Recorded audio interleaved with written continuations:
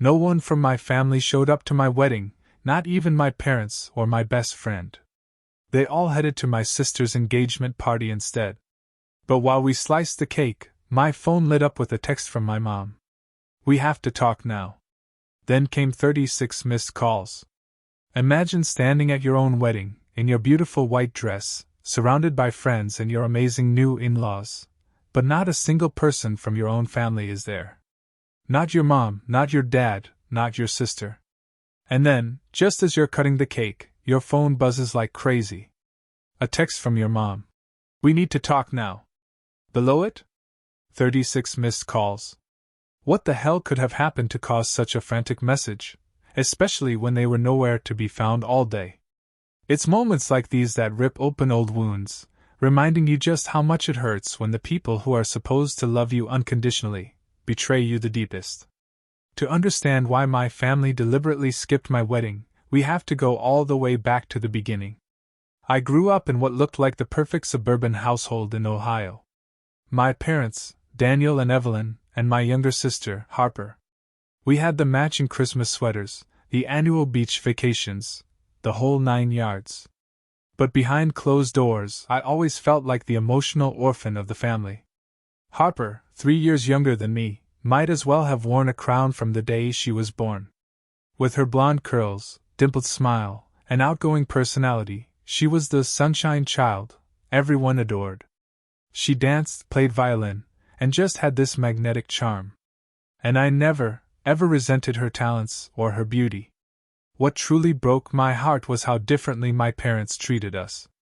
I remember one evening in high school, during my sophomore year. "Mom, I got accepted into the advanced science program!" I practically shouted, clutching the congratulatory letter. My mom barely glanced up from helping Harper with her dance costume. "That's nice, honey. Put the letter on the counter so Dad can see it later." That was it. But when Harper won 3rd place in a local dance competition that same week, we all went out for a celebratory dinner. My parents ordered champagne, made a toast to our little star. I sat there, quietly pushing food around my plate, wondering why my achievement was worth nothing more than a passing acknowledgement. This wasn't a one-off. This was the pattern of my entire childhood. My academic awards, my scholarships, my achievements in math and science, they were always overshadowed by whatever Harper was doing at the moment. My parents even missed my high school graduation because Harper had a recital. "You understand, right? This is really important for her future," Mom explained, as if I had a choice. And I did understand. But it didn't make the pain, the profound disappointment, any less. By the time I left for college, I had accepted my place in the family hierarchy. I stopped calling home so much, knowing every conversation would inevitably pivot to Harper's latest triumph. I built my own life. I found friends who genuinely valued me. I poured myself into biomedical engineering. My senior year, I graduated with highest honors, and my parents promised they'd be there. I even reserved 4 seats, 2 for them, 1 for Harper, 1 for my best friend, Naomi. The morning of graduation, I got a text from my mom. "Harper got a call back for a major audition. We need to drive her to New York. So proud of you, though. Take pictures." Only Naomi's seat was filled that day. Naomi became the family I chose. We met during freshman orientation and just clicked. She was studying psychology, insightful and empathetic in ways my own family never was. After graduation, we both got jobs in Boston, sharing an apartment for 3 years. She saw firsthand how much my family dynamics hurt me, holding me through tearful nights after particularly difficult holiday visits, or another birthday where my calls went unanswered. Then, when I was 26, I met Jason Bryant at a friend's birthday. He was tall, with kind brown eyes and a laugh that made everyone around him smile. On our 3rd date, I found myself telling him about my family, bracing myself for the usual sympathetic but uncomfortable response. Instead, Jason reached across the table and took my hand. "That's not normal, Sophia. That's not okay. You deserve better from the people who are supposed to love you unconditionally." No one, ever, had validated my feelings so directly. For years, I'd wondered if I was just being overly sensitive, selfish for wanting more attention. Jason helped me see that my pain was legitimate, that my family's dynamics were genuinely unhealthy. As our relationship grew serious, Jason encouraged me to set boundaries. "You can't change them," he'd say. "But you can change how you respond." He suggested therapy, which I eventually did. Dr. Winters helped me understand emotional neglect and how it had shaped my self-worth. I started practicing what she called radical acceptance of my family's limitations. I lowered my expectations to match reality, stopped clinging to the hope for the parental love and recognition I had craved my entire life. It was painful, yes, but also incredibly liberating. I stopped trying to earn their approval and focused on building a life that made me happy. Jason became my rock, my champion, my safe harbor. His family welcomed me with open arms. His mother, Linda, called just to chat. His father, Robert, sent me articles about scientific breakthroughs he thought I'd find interesting. His sister, Olivia, became the sibling relationship I'd always dreamed of having with Harper. "You're part of our family now," Linda told me during my second visit. "And in this family, we celebrate everyone's victories, big and small." I cried in the guest bathroom that night, overwhelmed by that simple kindness that felt so foreign.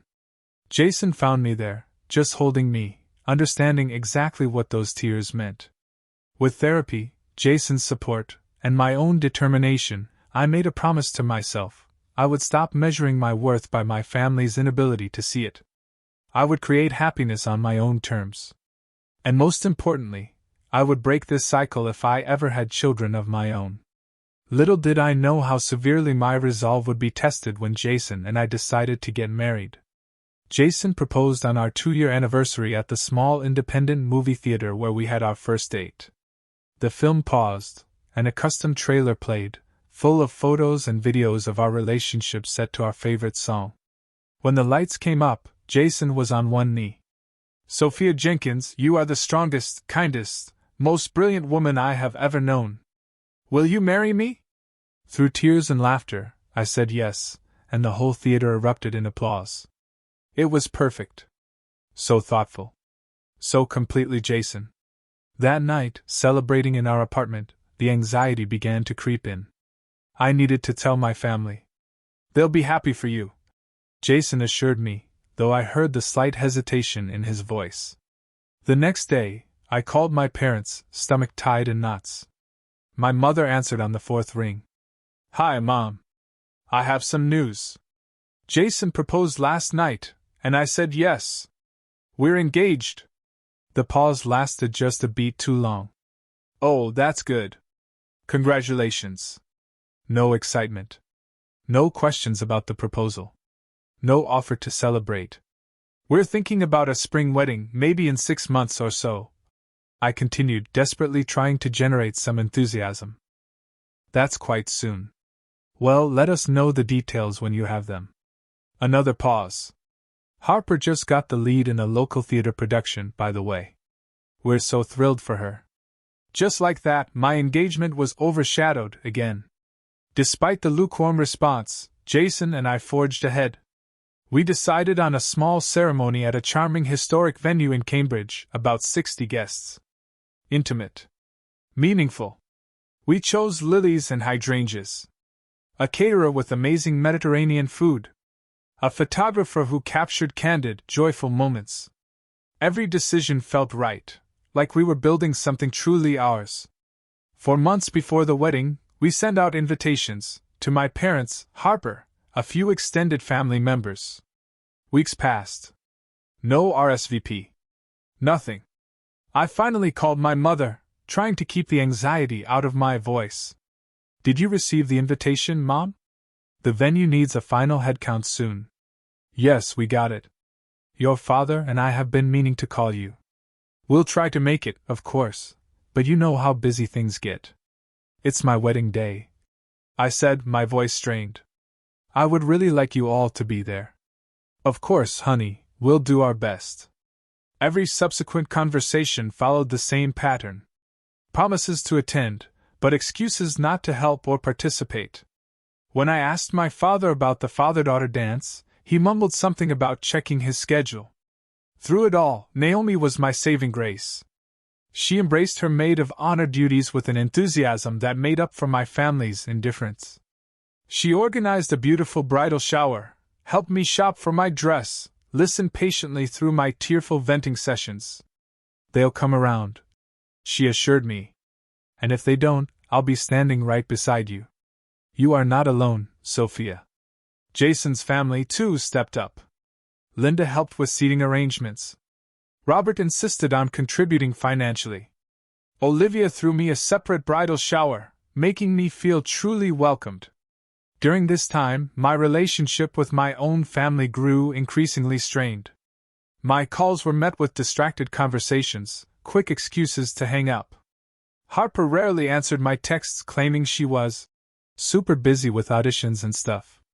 I tried to tell myself it was just normal pre-wedding stress, making me oversensitive. But deep down, I knew something was seriously off. Still, I clung to hope. Despite years of disappointment, some childish part of me believed my wedding day would be different. Surely this once, they would show up for me. Physically and emotionally. Surely, this milestone would finally be important enough to warrant their full attention. With Naomi by my side and Jason's unwavering support, I pushed forward, determined to create a beautiful day. I chose to focus on the people who were showing up for me. "Your wedding will be perfect because it's about you and Jason," Naomi reminded me. "Everything else is just details."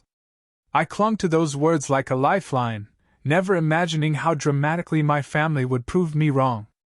2 weeks before the wedding, I was scrolling through Instagram during my lunch break when my thumb froze.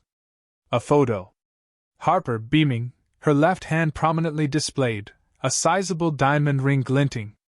The caption. "He asked, I said yes. #future Mrs. Williams." My heart stopped. Harper was engaged to Patrick, a guy she'd been dating for barely 6 months, and no one had told me. The comments were flooded with congratulations, including several from my parents. My mom had written, "So happy for my beautiful baby girl. Can't wait to celebrate this weekend." My hands shaking, I called my mother. She answered cheerfully until she realized it was me. "Sophia, is everything okay? I'm a bit busy right now." "Harper is engaged?" I asked, my voice barely above a whisper. A pause. "Oh, you saw the post." "Yes, Patrick proposed last weekend. It was so romantic." "And why did nobody tell me?" I interrupted. "Well, honey, you've been so busy with your own wedding plans. We didn't want to bother you." Something in her tone didn't ring true. I pressed further. "Mom, what's this about celebrating this weekend? My wedding is in 2 weeks. Another longer pause. "Harper is having a small engagement party on Saturday. Just family and close friends." "This Saturday?" My stomach dropped. "But that's my wedding day." "Is it? Oh dear, I thought your wedding was the following weekend." Her voice sounded falsely confused. "Harper has had this date planned for her party for a while now. How could she have planned it weeks ago when she just got engaged last weekend?" I asked, logic cutting through my shock. "Well, they've known they were getting engaged. They just made it official recently." My mother hedged. Then her voice took on this irritatingly reasonable tone. "Honey, would it be possible for you and Jason to reschedule? We've already put down deposits for Harper's party, and everyone has made arrangements." The request was so outrageous, so hurtful, that for a moment I couldn't speak. Reschedule my entire wedding, vendors booked, guests invited, because my sister decided to have her engagement party on the same day? "No, Mom, we cannot reschedule our wedding. We have 60 people coming. Contracts signed, everything arranged." "Well," she sighed, as if I were being the unreasonable one, "I suppose we'll have to figure something out. But you know how important this is for Harper. She's been dreaming of this engagement for months. And I've been planning my wedding for 6 months." I said, my voice rising despite my efforts to stay calm. "You all RSVP'd. Dad is supposed to walk me down the aisle." We'll try to make it to part of your ceremony, she offered, as if suggesting a compromise. Maybe we can split our time between both events. I ended the call, too stunned and hurt to continue. Immediately I called Naomi, who expressed appropriate outrage. That is insane, she declared. They cannot expect you to share your wedding day, or worse, reschedule it for an engagement party. An engagement party, Sophia. Not even her actual wedding. What should I do? I asked, fighting back tears at my desk. Nothing. You do absolutely nothing except have your beautiful wedding as planned. If they choose Harper's party over your wedding, that is on them, not you. And I promise you, Sophia, I will be right there with you the entire day. You will not be alone. Jason was equally supportive that evening, though I could see the anger flash in his eyes before he controlled it for my sake. Your family is making a choice, he said gently. And it is a poor one that reflects on them, not on you.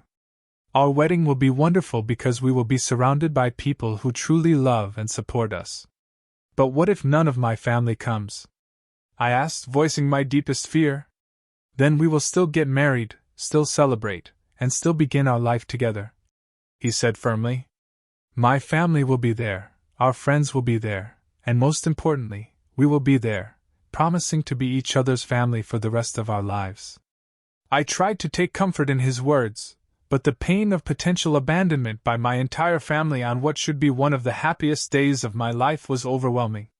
That night, I sobbed in Jason's arms until I had no tears left, mourning not just their likely absence at my wedding, but the family relationship I had always longed for and never had. The next day, I texted Harper directly. Congratulations on your engagement. I wish you had told me personally. Is there any way you could reschedule your party? I would love for you to be at my wedding. Her response came hours later. Thanks. Sorry. Everything is already set for the party. Maybe you could come for a little bit after your reception. It's going to be epic. The casual disregard. The complete lack of recognition that I could hardly attend her engagement party during my own wedding reception. That was the final straw. I didn't respond. Over the next few days, I received a few more texts from my mother, each making it increasingly clear they had chosen Harper's celebration. The last one read, We will try to stop by your ceremony if we can get away from setup for Harper's party. Hope you understand. Family comes first. Family comes first. The irony of that statement was not lost on me. In their minds, Harper was family. I, apparently, was not. The day before my wedding arrived with a flurry of last-minute details.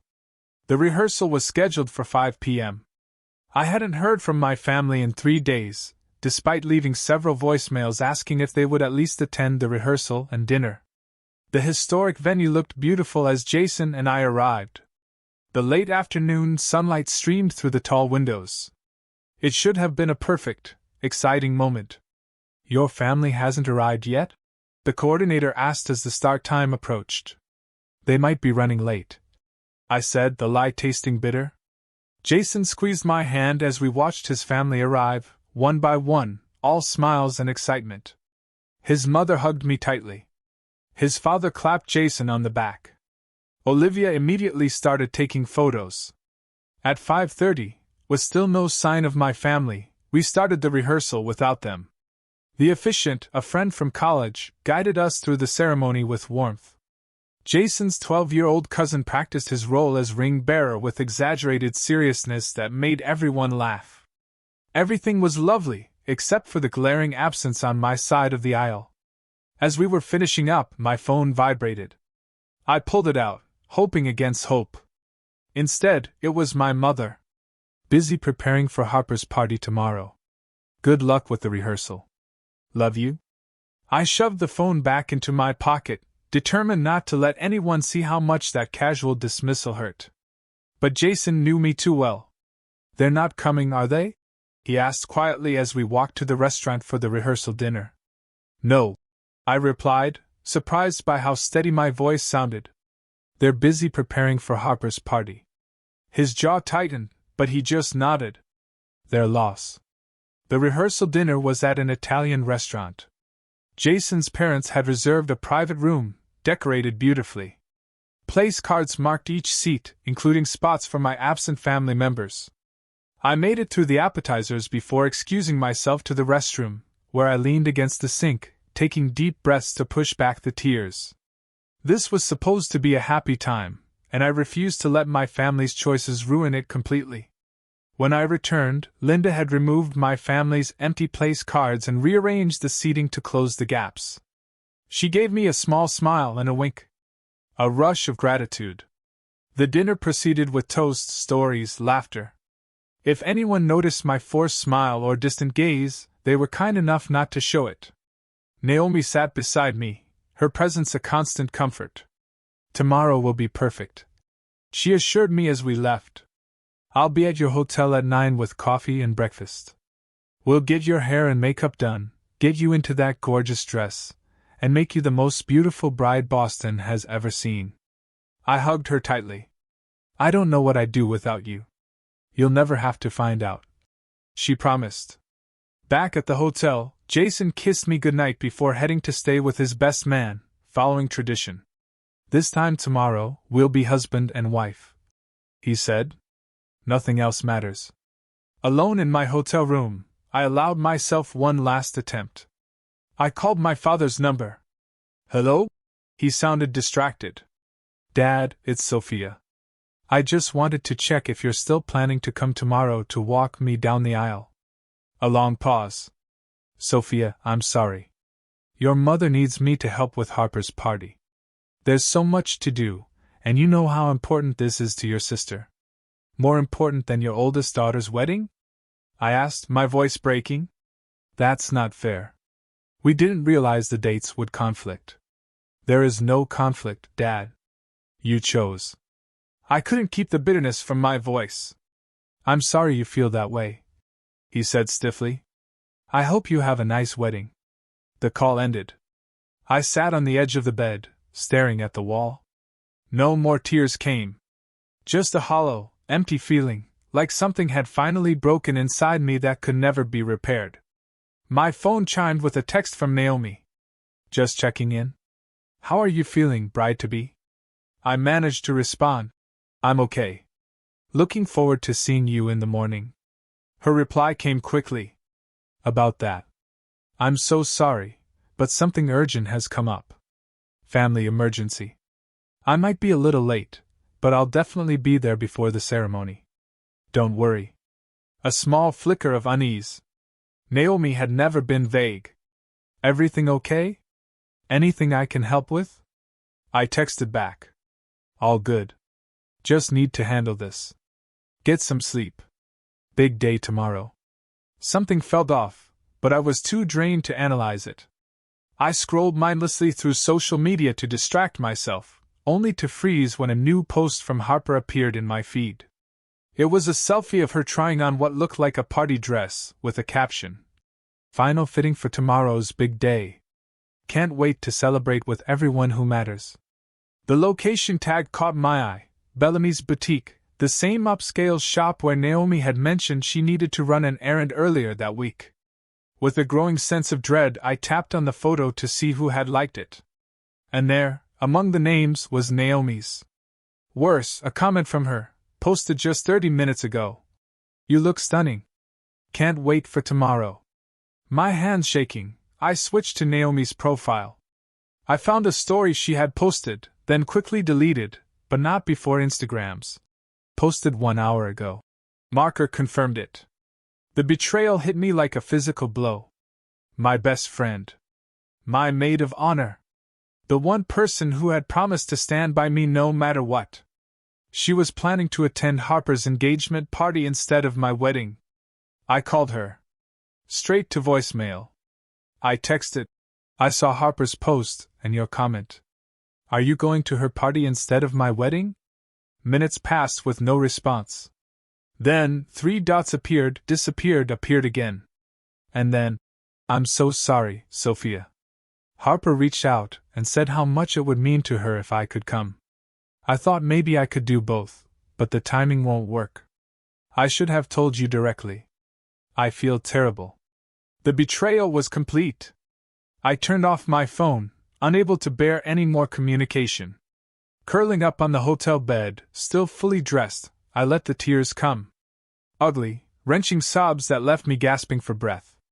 Everyone who was supposed to love me had chosen Harper. Again. Even on my wedding day. I must have cried myself to sleep because the next thing I knew, my phone was ringing, and sunlight streamed through the curtains I'd forgotten to close. Groggy, I answered without checking the caller ID. Sophia, it's Allison. I'm in the lobby with coffee and bagels. Can I come up? Allison Turner had been my roommate junior year of college. We'd stayed in touch sporadically and I'd invited her more out of nostalgia. I certainly hadn't expected her to show up at my hotel room on my wedding morning. Sure, I said, my voice hoarse from crying. Room 312. A few minutes later, a knock. I opened it to find Allison, holding 2 coffees and a bakery bag. Hey, bride, she said cheerfully, then stopped when she saw my face. Whoa, are you okay? The simple question broke my fragile composure. To my horror, I burst into tears again, right there in the doorway. Allison didn't hesitate. She set the coffee and food down and pulled me into a hug. Hey, it's okay. Whatever it is, we'll fix it. Between sobs, I told her everything. My family choosing Harper. Naomi's betrayal. How I was now without family or a maid of honor on my wedding day. When I finished, Allison pulled back and looked me directly in the eyes. Okay, first of all, your family and Naomi are garbage people right now. Second, I'm here. And I am not going anywhere. If you'll have me, I would be honored to step in as your maid of honor today. You would do that? I asked, stunned. Absolutely. What are friends for? Now drink this coffee while I call the hair and makeup people to confirm they're still coming at 9, and then we are going to make sure you have the most beautiful, meaningful wedding day possible, regardless of who is or is not there. In that moment, with Allison taking charge and showing me more loyalty than people I'd counted as much closer friends, a small spark of hope returned. Maybe this day could still be salvaged. Thank you, I said simply, taking the coffee she offered. No thanks needed. Now let's get you ready to marry the love of your life. The morning of my wedding day passed in a blur. Hair and makeup artists arrived at 9 sharp, transforming my tear-swollen face into something radiant. Allison was an exceptional stand-in maid of honor, anticipating needs I didn't even know I had, making me laugh with forgotten college stories, keeping me distracted from thoughts of my absent family. By the time I stepped into my wedding dress, a simple, elegant A-line with delicate lace, I almost felt like the bride I had imagined. Almost. But not quite. The hollow feeling returned as I realized there would be no mother to help with my veil, no father waiting to walk me down the aisle. You look absolutely beautiful, Allison said, helping with the final touches. Jason is going to be speechless. I managed a small smile, studying my reflection. I just wish. I know, she said gently. But today is still your day. Focus on Jason. On the life you're building together. That's what matters most. A knock. Allison opened it, and Robert, Jason's father, stood there in his tuxedo, looking slightly nervous. I hope I'm not intruding, he said, his kind eyes finding mine. Jason mentioned that your father, well, that he might not be here today. I wanted to offer my services, if you'd like someone to walk you down the aisle. No pressure at all, just an option. The unexpected kindness brought fresh tears to my eyes. I would be honored, Robert. Thank you. He nodded, clearly emotional himself. The honor is all mine, Sophia. You've made our son happier than we've ever seen him. You're already part of our family. Today just makes it official. As we arrived at the venue, my phone remained silent. No messages from my parents, Harper or Naomi. I'd known not to expect them, but the confirmation of their absence still stung. I took a deep breath and handed my phone to Allison. Hold this for me. I don't want any distractions. Absolutely, she said. And I turned the ringer off, just in case. The wedding coordinator guided us to the small room where I would wait. Through the window, I could see guests arriving, filling the seats. 5 minutes, the coordinator announced. And suddenly, the reality hit me. I was getting married.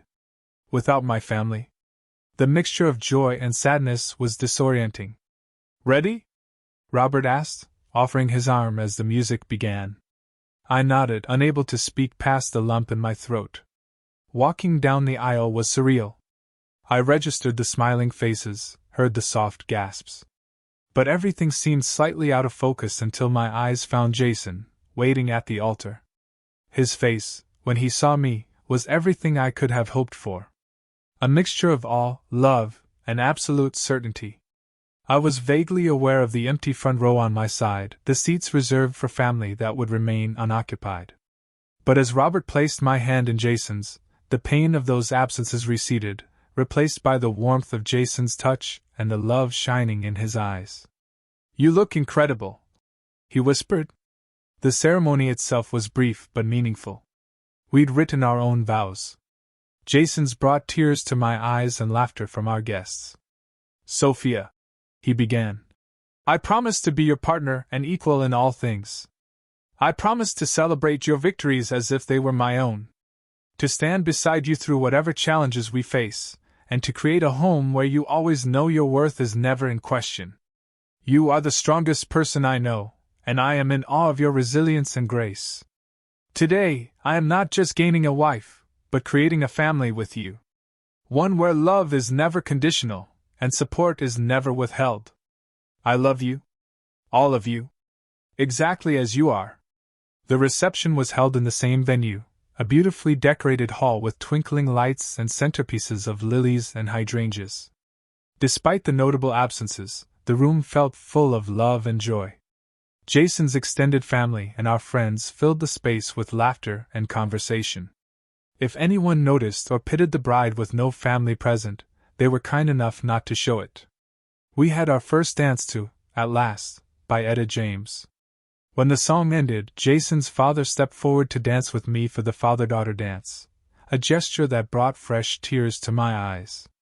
"Thank you," I whispered as we moved across the floor. "For everything today. Your family now," he replied simply. "That's what family does." The evening progressed with toasts, dinner, more dancing. I found myself genuinely enjoying the celebration despite the ache that lingered. Jason rarely left my side, as if sensing when my thoughts drifted. Finally, it was time to cut the cake. A three-tier creation. Jason and I stood behind it, smiling for the photographer, positioning the knife together. "Ready?" he asked. I nodded, and we pressed the knife into the bottom tier. Everyone applauded as we made the first cut. It was at that precise moment that I felt my phone vibrate in the hidden pocket of my dress. I'd retrieved it from Allison during cocktail hour, not wanting to be completely disconnected in case of an actual emergency. As Jason began cutting slices, I discreetly checked the screen. A message from my mother. "We need to talk now." Below it, notifications for 36 missed calls. All from my mother, father, and even Harper. All within the last hour. My stomach dropped. What could possibly have happened that would prompt such an urgent barrage of communication after they had all but abandoned me today? "Everything okay?" Jason asked, noticing my expression. I showed him the screen. "I don't know what to make of this. Whatever it is can wait," he said firmly. "This is our wedding day. They made their choice earlier." Part of me agreed, wanted to silence my phone and continue celebrating. But another part, the part that had always hoped for reconciliation, for understanding, for the family relationship I'd never truly had, made me hesitate. "What if something is really wrong?" I asked. Jason studied my face, then sighed. "If you want to call them back, I understand. But remember, you don't owe them your time today. This day is ours." I squeezed his hand. "I'll step outside for just a minute. If it's nothing important, I'll come right back." Finding a quiet corner in the venue's garden, I dialed my mother's number. She answered on the first ring, her voice tearful and frantic. Sophia, oh, thank God. We've been trying to reach you for hours. I was getting married, Mom, I said, unable to keep the edge from my voice. What is so urgent? What she said next would change everything I thought I knew about this day, about my family, and about the sister I had always believed simply outshone me. It's Harper, my mother said, her voice breaking. Patrick called off the engagement right in the middle of the party. He said he couldn't go through with it because Harper told him what she did to you. I sank onto a nearby bench, trying to process her words. What do you mean? What did she do to me? My mother's breathing was uneven, punctuated by sniffles.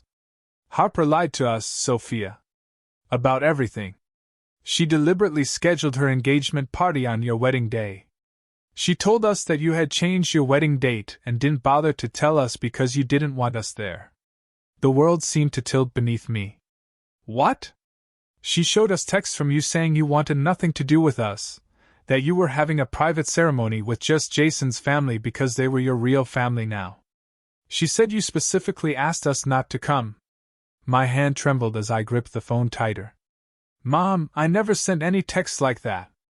I've been calling and messaging for weeks, begging you all to come. I know that now, she admitted, her voice small. Patrick confronted Harper today after she made a comment about finally being the center of attention for once. When he pushed her on it, she broke down and admitted everything.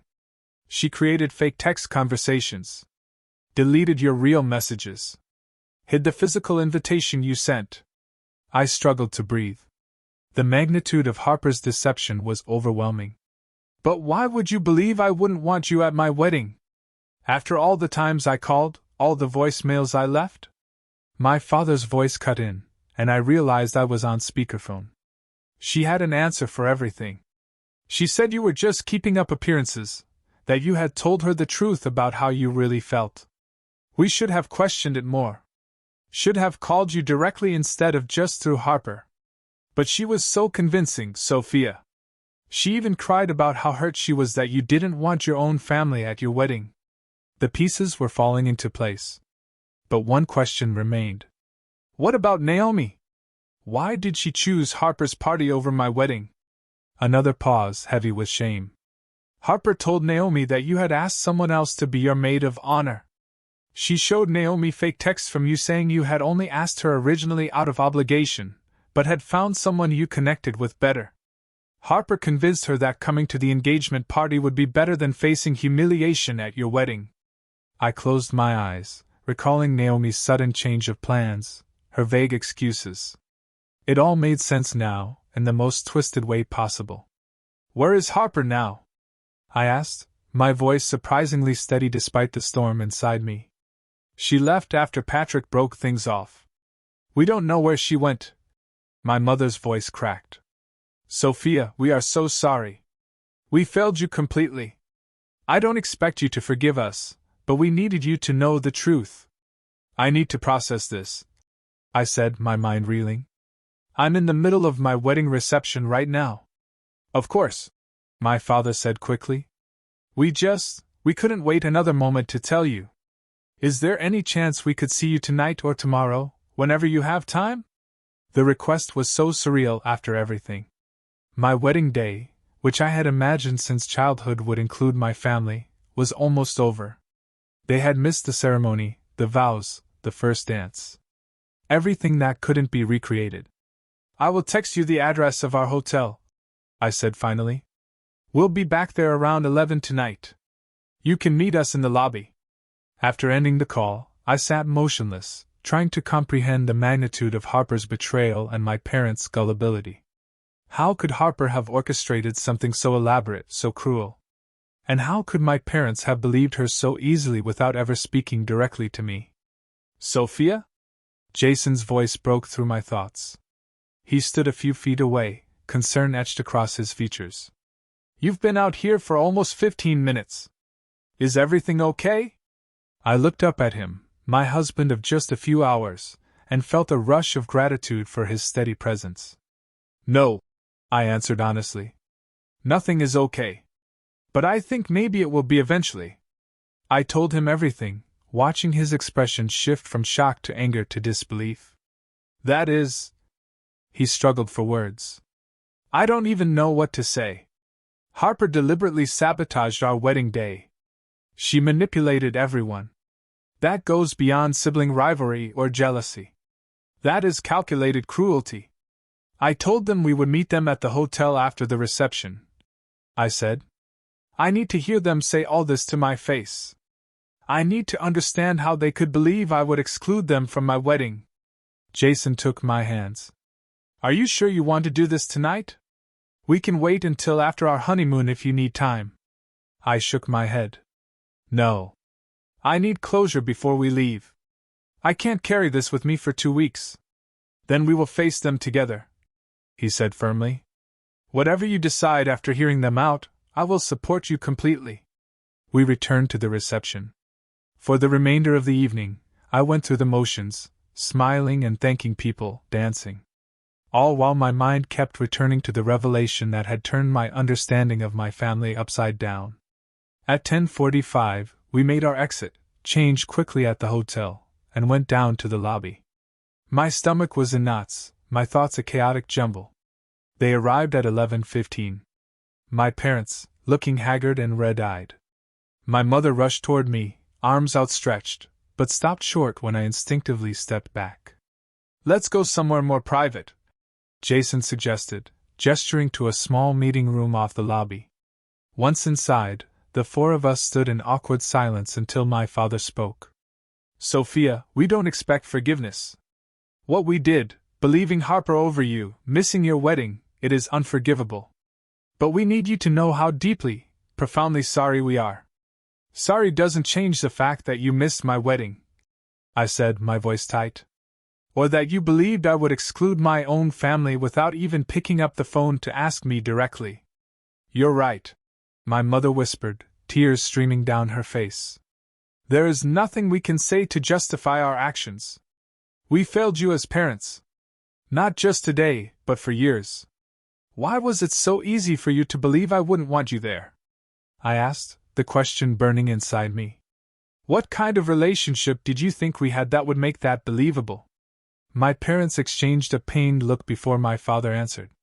The truth is, we knew we hadn't been good parents to you, Sophia. We knew we had favored Harper, made excuses for missing your important moments, failed to celebrate your achievements the way we should have. When Harper told us you didn't want us at your wedding, part of us believed it because we felt we deserved that rejection. So you just accepted it? I scoffed. Without fighting for a relationship with me? Without even trying to make amends? We were cowards, my mother admitted. It was easier to believe Harper's lie than to face the truth of how we had failed you. And she is our daughter, too. So we never imagined she would lie about something so important. Where is Harper now? I asked. Why isn't she here apologizing herself? We don't know, my father said. She left after Patrick confronted her. She's not answering our calls either. I shook my head, overwhelmed. I don't understand how she could do this. We've had our issues, but this level of deception, of cruelty. I think she has always been jealous of you, my mother said quietly. Your intelligence, your independence, the genuine relationships you build. We spoiled her, made her the center of attention. But I think deep down she wanted what comes naturally to you, real connections, real accomplishments. Jason, who had been silent, spoke up. That might explain her feelings, but it doesn't excuse her actions. What she did was deliberate and destructive. You're right. My father agreed. There's no excuse. And we enabled her behavior for years by always giving in to her demands and tantrums. I looked at my parents, really looked at them, maybe for the first time in my adult life. They seemed smaller somehow, diminished by their guilt and shame. Despite everything, a part of me ached for the family we could have been. I cannot forgive you tonight, I said finally. I don't know if I can ever fully forgive missing my wedding. But I am willing to try to build something new going forward, if you are truly committed to change. They both nodded eagerly, tears flowing freely. That means acknowledging the patterns that got us here. I continued. It means therapy, both individually and as a family. It means real accountability, not just for today, but for years of emotional neglect. Anything, my mother said immediately. We will do anything. And Harper needs professional help, too, I added. What she did goes beyond normal sibling rivalry. We know, my father agreed. When we find her, getting her help will be our priority. We talked for another hour. A painful but necessary conversation that began the process of exposing the dysfunctional patterns that had defined our family for decades. No magical reconciliation happened that night. No tearful group hug that erased years of hurt. But something shifted. A door opened that had long been closed. As Jason and I finally headed up to our room, emotionally drained, but strangely at peace, he squeezed my hand. Are you okay? I considered the question carefully. Not yet, I answered. But I think I will be. 6 months passed since our wedding day. Jason and I settled into married life, learning the rhythms of being partners in all things. Our honeymoon in Greece had been beautiful, a much-needed escape from the family drama that had overshadowed our wedding. For 2 weeks, we explored ancient ruins, swam in crystal-clear waters, and began healing. Upon our return, the real work began. True to their word, my parents had started therapy, both individually and together. They suggested family therapy with me, which I agreed to after some hesitation. Every Thursday evening, we met with Dr. Patterson, a family therapist specializing in adult family dynamics and estrangement.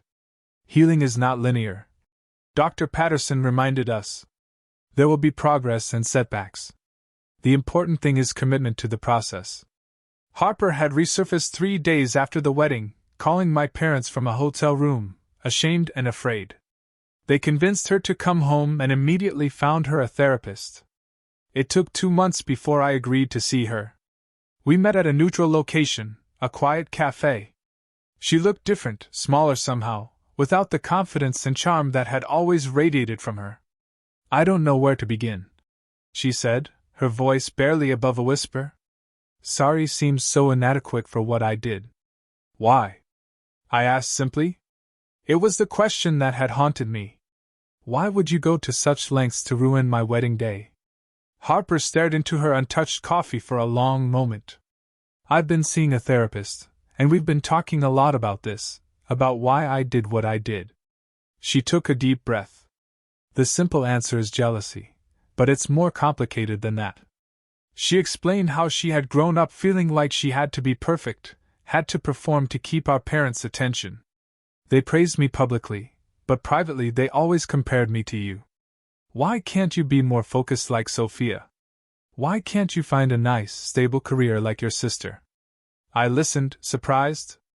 I always thought they favored you completely. They did, in many ways. But their favor came with conditions. I had to be their perfect, charming daughter. You got to be authentic. You built a real life with real friends and real accomplishments. I just performed. That still doesn't explain why you would sabotage my wedding. Tears filled her eyes. When you got engaged to Jason, I saw how happy you were, how complete your life seemed. Patrick had just proposed, but it felt hollow, like another performance. I wanted what you had, and when I couldn't have it, I wanted to destroy it. It was petty and cruel. And unforgivable. Yes, it was. I agreed, unwilling to minimize the harm. I'm not asking for forgiveness, she said quickly. I don't deserve it. I just wanted you to know that I understand what I did, and I'm getting help to make sure I never do anything like that again. That first conversation was awkward and painful, but it was a beginning. In the months that followed, Harper continued therapy, eventually moving out of our parents' house and starting a job as an administrative assistant, her first real employment that wasn't in entertainment or performance. My relationship with my parents slowly evolved. They made genuine efforts to know me as I am now, not as the child they had neglected. My mother called regularly, not to talk about Harper, but to ask about my work, my interests, my life with Jason. My father sent articles related to my field and asked thoughtful questions about my career. For the first time in my life, I felt seen by my family. Not completely, not perfectly, but genuinely. The wall of resentment I had built over decades began to develop small cracks, letting in slivers of possibility. Naomi and I had a much more difficult path to reconciliation. When she discovered the truth, she was devastated. She sent flowers, cards, emails, desperate to explain and apologize. I ignored them all for weeks, the betrayal still too fresh and painful. Eventually, I agreed to a phone call. "I should have called you directly," she said, her voice thick with regret. "I should have known you would never just replace me without talking to me first. We've been friends for too long for that." "Yes, you should have," I agreed. "That's what hurts the most. You believed the worst about me without even asking me if it was true." "I have no excuse," she admitted. "I can only say that I am sorry, and I will spend as long as it takes trying to rebuild your trust if you will let me." Rebuilding trust is harder than building it the first time. With Naomi, the process was slow and sometimes painful. We started with occasional texts, then coffee once a month, gradually working our way back to something resembling friendship, though the easy closeness we once shared remained elusive. Allison, surprisingly, became a close friend after her 11th-hour rescue. We met regularly for lunch, and she became part of our extended social circle. On our first anniversary, Jason and I decided to have a small dinner party at our apartment. Nothing elaborate, just a celebration with a few close friends and family. My parents came, bringing a photo album they had created, full of pictures from my childhood and accomplishments they had previously overlooked. Harper came too, bringing a thoughtful gift and a quiet presence, still working on finding her authentic self. During dinner, Jason clinked his glass. He looked at me, eyes twinkling with excitement, and I nodded, giving him permission. "We wanted to wait until today to tell everyone," he said, reaching for my hand. "Sophia and I are expecting. The baby is due in June." The table erupted in genuine joy and congratulations. My mother cried happy tears. My father beamed. Harper hugged me gently, whispering, "You're going to be an amazing mother," in my ear. Later that night, after everyone had left and Jason and I were cleaning up, he asked, "Are you happy with how things are now with your family?" I considered the question carefully. "I'm at peace with it," I answered honestly. "It's not perfect, and there are still moments when the old hurt resurfaces, but we are building something new, something healthier. That's enough for now. And with the baby coming," I placed a hand on my still flat stomach, "I want our child to know their grandparents and aunt, but with healthy boundaries. I want to break the cycle of favoritism and emotional neglect. Our child will never wonder if they are loved, or if they are enough." The journey from that wedding day to now has been challenging, filled with difficult conversations and painful realizations. But it has also been illuminating. I learned that families aren't static entities, but dynamic relationships that can evolve and heal with genuine effort and accountability. I learned that sometimes the greatest gift we can give ourselves is setting clear boundaries, demanding the respect we deserve, and being willing to walk away from relationships that consistently diminish us, even when those relationships are with family. Most importantly, I learned that forgiveness is not a single act but a process. One that happens in its own time and cannot be forced or rushed. True forgiveness comes not from forgetting the hurt, but from understanding it, processing it, and choosing to move forward with new awareness and stronger boundaries. As I look toward the future, now preparing to create a family of my own with Jason, I carry these lessons with me. I am no longer the daughter desperately seeking approval from parents who couldn't provide it. I am a woman who knows her worth, who has built a life filled with genuine love and respect, and who chooses each day to nurture relationships that nurture me in return. Sometimes the heart must break completely before it can heal into something stronger. My heart broke that day when I stood alone at my wedding. But from that breaking came a strength and clarity I might never have found otherwise. For that, despite everything, I am grateful. Have you ever had to rebuild trust with someone who deeply hurt you? How did you find the balance between forgiveness and protecting yourself from being hurt again? Share your experiences in the comments below. And if this story resonated with you, please like and subscribe for more real-life experiences. Thank you for listening to my journey. And remember, healing isn't about erasing the scars, but about wearing them with the knowledge that you survived something difficult and emerged stronger.